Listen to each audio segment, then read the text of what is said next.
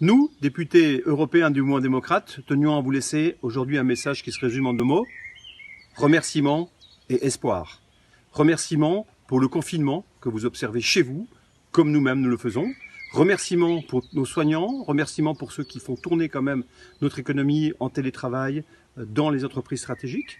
Et puis également espoir, parce que l'espoir, c'est tous ensemble, par le confinement, par ce travail que nous faisons, que nous allons vaincre la maladie. Le monde, l'Europe, la France sont aujourd'hui dans une situation exceptionnelle, une crise sanitaire sans précédent.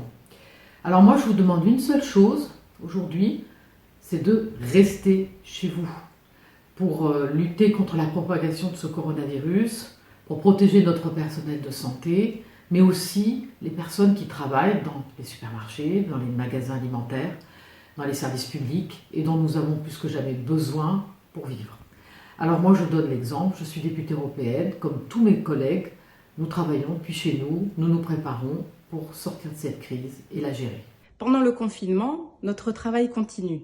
Le Parlement européen, il est chez nous. Comme des millions de Françaises et de Français, nous télétravaillons. Nous sommes en contact très régulier avec notre délégation Renaissance, avec nos collègues européens du groupe Renew et aussi avec nos commissions.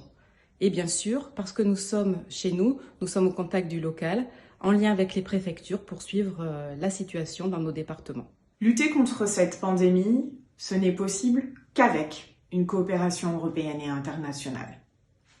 Le principe de solidarité ne doit pas avoir de frontières, car ce virus n'en a pas.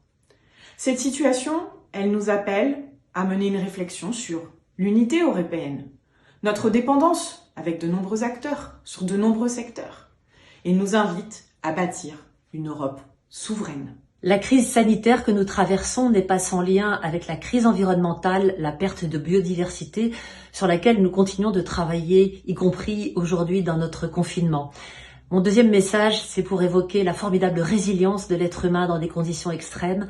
Mes 2 tours du monde me l'ont prouvé, à condition de faire les gestes qui préservent, les gestes qui sauvent. Prenez soin de vous.